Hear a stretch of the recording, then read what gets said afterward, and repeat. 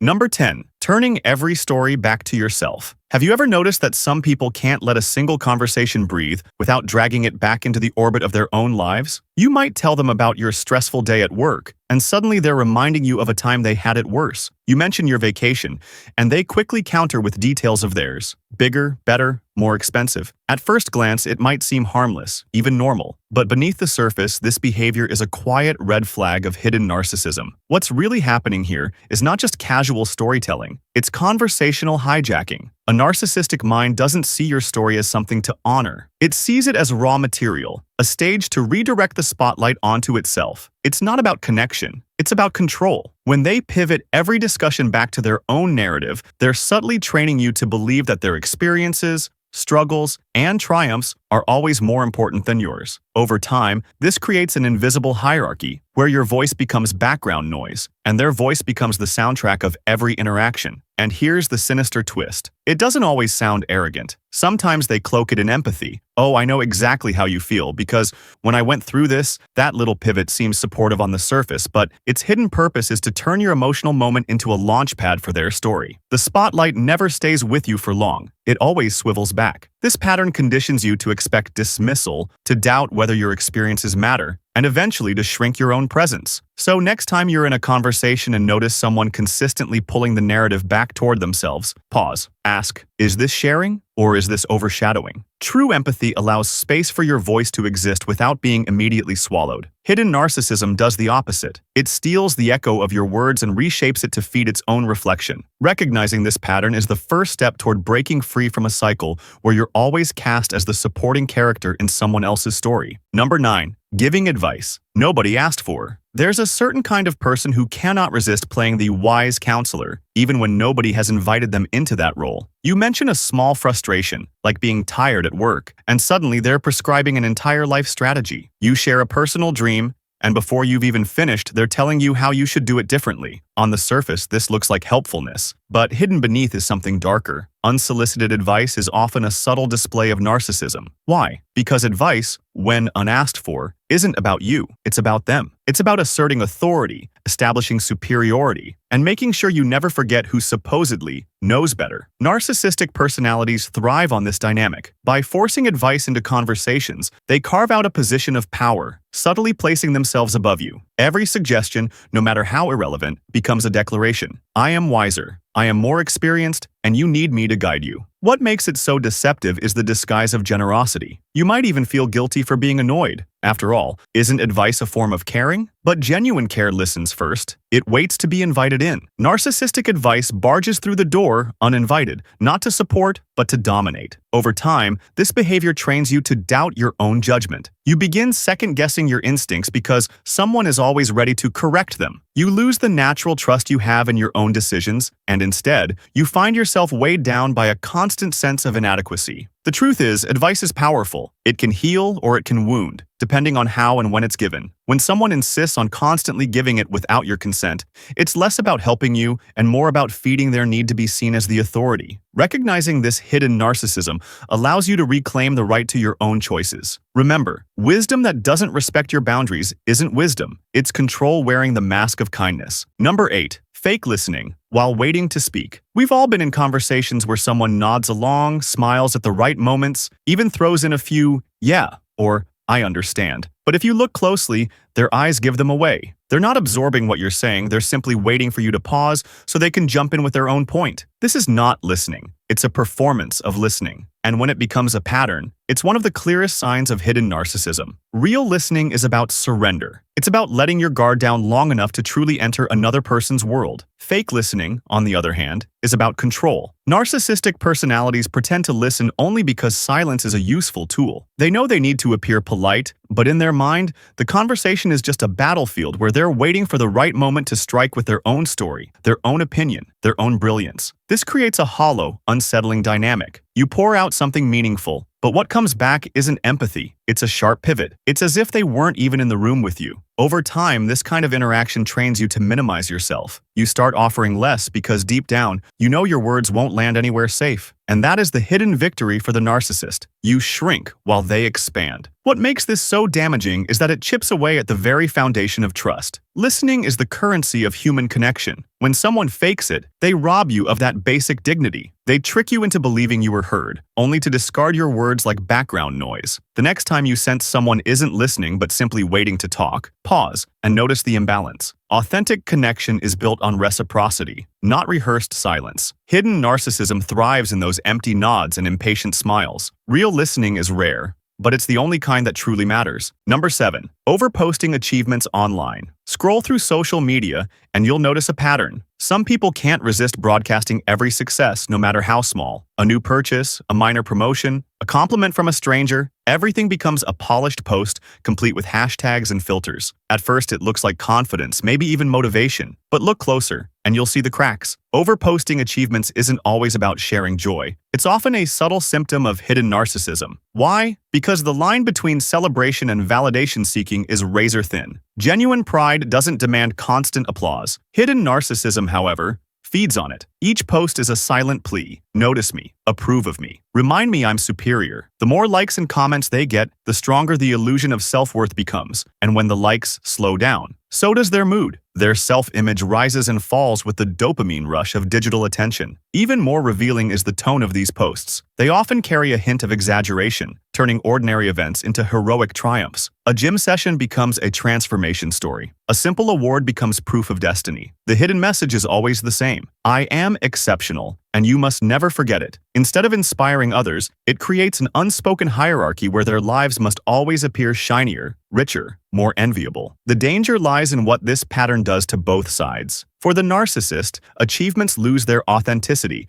because they're no longer lived for personal fulfillment, but for public display. For their audience, it creates pressure, envy, or quiet exhaustion. Over time, people begin to question the sincerity of these constant broadcasts. So the next time you see someone flooding your feed with achievement after achievement, ask yourself, is this celebration, or is it a hunger for validation in disguise? Real success speaks quietly. Hidden narcissism shouts, hoping the noise will drown out its own insecurity. Number 6. Using humor to mask superiority. We all love a good joke. Humor can disarm tension, bond people together, and even heal wounds. But when humor becomes a weapon disguised as wit, it reveals something darker. Narcissists often use humor not to connect, but to dominate. They slip superiority into laughter, turning every joke into a subtle reminder that they're above you, even if everyone else thinks they're just being funny. Think about the friend who constantly makes harmless jokes at your expense. They'll tease your appearance, your habits, your mistakes, then quickly cover it with, "Relax, I'm just kidding." That phrase is their shield. It absolves them of responsibility while leaving you with the sting. Beneath the surface, this isn't comedy. It's a calculated display of control. The joke allows them to elevate themselves while pushing you down a rung, all while looking playful and innocent. What makes this tactic especially dangerous is its plausibility. To outsiders, they seem charming, quick-witted, even charismatic. But to the target, the humor feels heavy. Over time, it chips away at confidence, making you second-guess whether you're too sensitive for not laughing along. This is how narcissistic humor traps you. It reframes cruelty as entertainment, forcing you to accept disrespect or risk being labeled humorless. The superiority hidden in humor isn't just about the words, it's about the power dynamic. Every laugh they extract from the crowd is fuel for their ego, a subtle confirmation that they're cleverer, sharper, and more socially dominant. Meanwhile, you're left carrying the bruise of a joke that was never really a joke. So the next time someone hides behind humor to assert themselves, notice the pattern. Ask yourself, is the laughter building connection or is it carving a hierarchy? Real humor makes everyone feel included. Hidden narcissism uses humor like a throne, sitting higher while pretending it's all just for laughs. Number 5. Subtle put-downs disguised as jokes. It often starts with a laugh, a comment slipped in during a group conversation, framed as humor, but aimed like a dart. "Wow, you actually did that right for once." Or, "Don't worry, you're cute when you mess up." Everyone chuckles, the moment passes, and you're left smiling awkwardly while feeling a sting you can't quite explain. This is not innocent humor. It's a classic tool of hidden narcissism, the disguised put-down. Unlike overt insults, these jabs are camouflaged in comedy. The narcissist relies on plausible deniability. If you react, they shrug and say, "Relax, it was just a joke." In reality, the joke was never about making you laugh. It was about asserting dominance. Each subtle put-down works like a tiny incision, slicing into your confidence while keeping their hands clean. The more you laugh along, the more permission you give them to keep cutting. What makes this tactic so corrosive is its repetition. A single joke might not seem harmful, but repeated over weeks, months, or years, it shapes the way you see yourself. Slowly, you internalize the narrative they've built, that you're clumsy, forgetful, less capable, always the punchline, and all the while they maintain the mask of being funny and lighthearted. To the outside world, they're charming. To you, they're chipping away at your worth. Even more manipulative is the social trap this creates. If you call them out, you risk being labeled sensitive or humorless. If you stay quiet,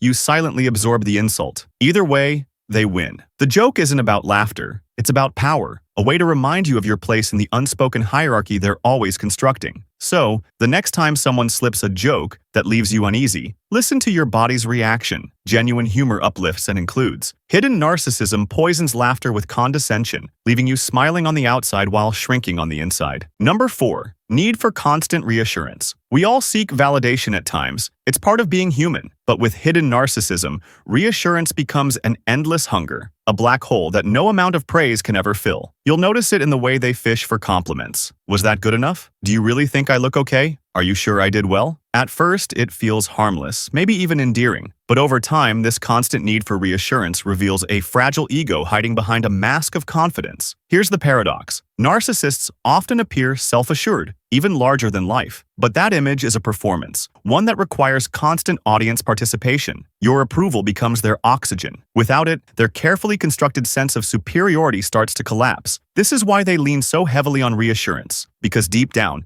they don't trust their own worth unless it's mirrored back to them again and again. The cycle is exhausting. No matter how much validation you give, it's never enough. If you tell them they did great, they'll press you to say it again. If you compliment them, they'll question whether you truly meant it. The reassurance they demand isn't about comfort, it's about control. Each time you reassure them, you reinforce their dependence on external validation, and you train yourself to become the supplier of their fragile self-esteem. What makes this dangerous is the way it warps relationships. Instead of mutual support, the dynamic becomes one-sided. You're constantly pouring energy into soothing their insecurities while your own needs go unnoticed. And if you ever fail to provide reassurance, expect sulking, anger, or guilt-tripping. Hidden narcissism doesn't just crave reassurance, it punishes its absence. So ask yourself, is their need for comfort rooted in trust and vulnerability, or in entitlement and ego? Real connection thrives on mutual belief in each other's value. Hidden narcissism demands endless proof, leaving you drained,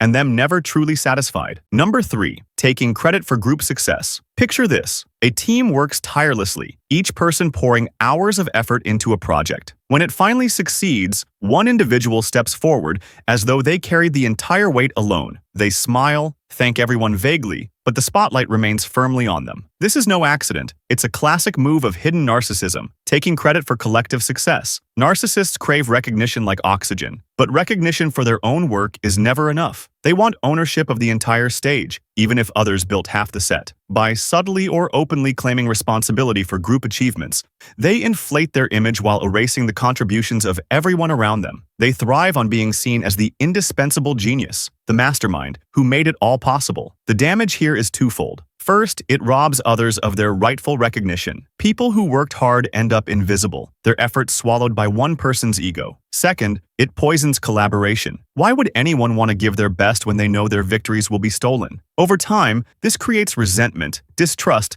and fractured teams. Yet the narcissist remains blind to it all, convinced that their narrative of being the hero is justified. Even more manipulative is how they frame their credit stealing. They might sprinkle in token praise, "I couldn't have done it without my team," while ensuring the central glory still lands on them. Or they'll retell the story in ways that highlight their role while shrinking everyone else's. It's subtle but calculated. The goal is to rewrite history with themselves as the protagonist. Recognizing this behavior is vital. True leaders lift others up, spreading credit generously because they understand success is never solo. Hidden narcissists, however, hoard praise like treasure, using it to build a kingdom of illusions where only they shine. And the sad truth? In that kingdom, everyone else becomes a shadow. Number 2. Overreacting to minor criticism. A single word of feedback can feel like a nuclear strike to someone hiding narcissism. You might casually suggest a small improvement. Hey, maybe next time try it this way. And suddenly you're met with defensiveness, anger, or sulking silence. What should have been a simple, constructive moment spirals into drama. This extreme reaction to even the smallest critique is a hallmark of hidden narcissism. Why? Because beneath the polished exterior of superiority lies a fragile, glass-like ego. Narcissists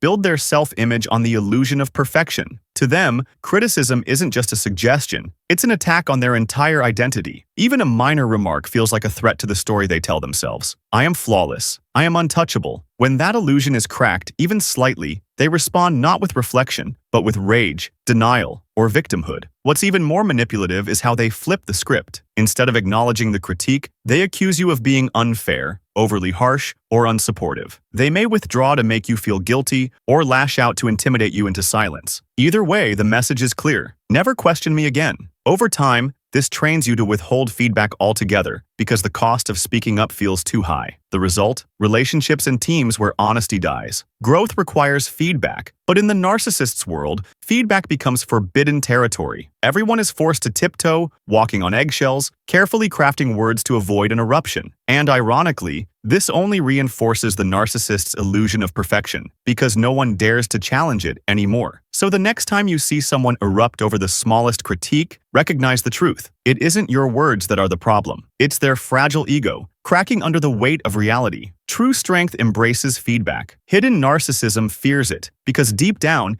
it cannot survive the mirror of honesty. Number 1. Expecting gratitude for small favors. Imagine someone offering you the tiniest favor, a ride down the street, a glass of water, a quick answer to a question. On the surface, these are simple, everyday acts of kindness. But with a hidden narcissist, the story doesn't end there. That small favor comes with invisible strings attached. They expect endless gratitude, exaggerated praise, and sometimes even loyalty, as though you now owe them a lifelong debt. This is one of the most subtle but manipulative behaviors in the narcissistic playbook. Ordinary kindness is unconditional. It gives freely and forgets quickly. Narcissistic kindness is transactional. They don't help you because they care. They help you because it secures a psychological advantage. By reminding you, over and over, of the little things they've done, they plant the message, "You owe me." Remember who made your life easier. The irony is that the favor itself may be trivial, but the way they inflate it makes you feel trapped in a cycle of exaggerated gratitude. You find yourself saying, "Thank you," more than feels natural, praising them for things that didn't actually require praise. Slowly,